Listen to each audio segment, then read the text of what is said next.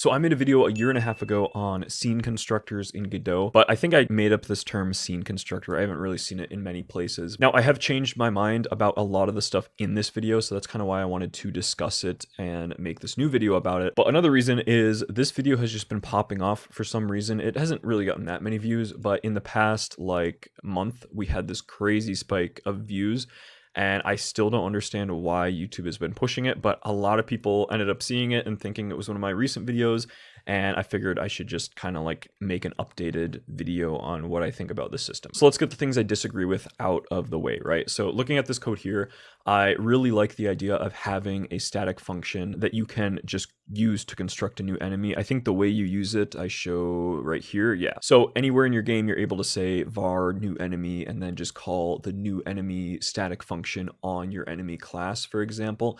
In my case, I also allowed you to pass in initial parameters to the enemy. So this would be like maybe the health, attack, and the name of the enemy. I kind of like that, but I also mentioned in the video that maybe it would be a good idea to use a dictionary to pass in these values, or even like a separate resource where you could have designated properties for each one of these values. And as far as the actual like constructor enemy scene goes, I really dislike using preloads now. I think I made a video on like why you should not use preloads.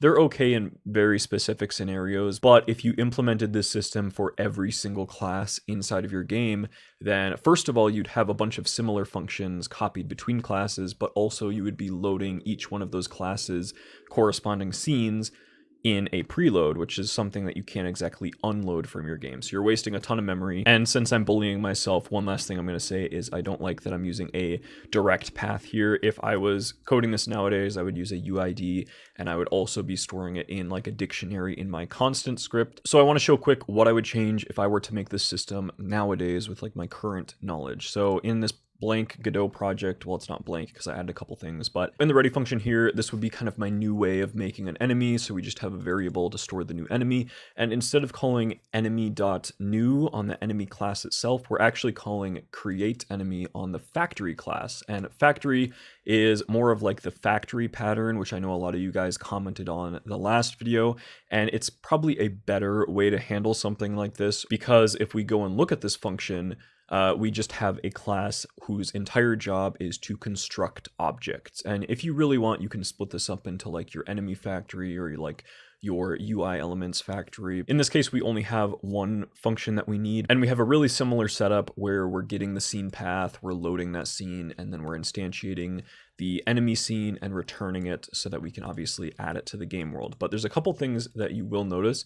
One of them, we don't have that preload inside of our script anymore, and we also don't have the path to our scene at all, and that's because we're using a new ID system, and this is shown best if we go to my constant script. So having a constant script is something I really prefer using nowadays. The main thing to note is we have an enum right now, which has a list of every single enemy ID, and then we're primarily using the entries of this enum as keys that correspond to those specific enemies' scene paths. So I only have one filled out right now, but we have this enemy scenes constant, which is a dictionary of keys and their path, and we just have the UID or the scene path to my skeleton scene. So by doing it this way, we have a few benefits. The first benefit is the path is only stored in one area, and there aren't going to be like a bunch of miscellaneous paths floating around different scripts. The second benefit, we're using an ID system where every single enemy has a designated integer because it's an enum.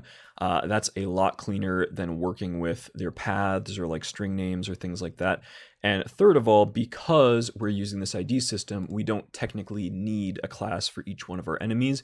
Sure, you can have a class for each one of your enemies, but in a lot of the games I've made, I find that some enemies, it's nice to have their own class, and a lot of them just don't even need it in the first place, which was kind of a drawback of the scene constructor pattern that I showed in this video. Was it requires every single like constructible entity to be its own class so that you can call this static function. Now we're giving that job to the factory, so we technically only need this one factory class because it can just hold a static function that works for every single enemy. So this is how I do things now. Again, we have the constant script, the factory script, and the game script where we're actually utilizing this.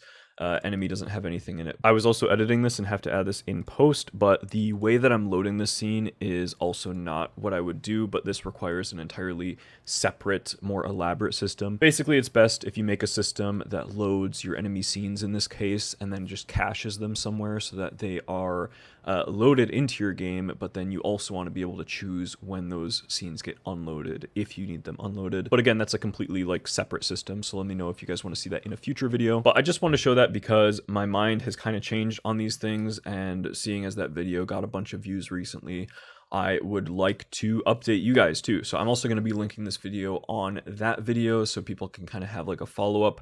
I do really like the idea of that scene constructor pattern still, but I would also much rather use the more like optimized, modern system that I showed in this video. But anyways, that's it. I hope you guys enjoyed the video or at least learned something new. And if you want to leave a like and subscribe, that would help the channel out a ton. I would greatly appreciate it. Huge shout out to all the current channel members, as your support is super appreciated over on Patreon and also YouTube members.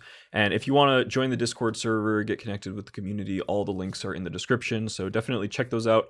And I hope you have an amazing week. Bye.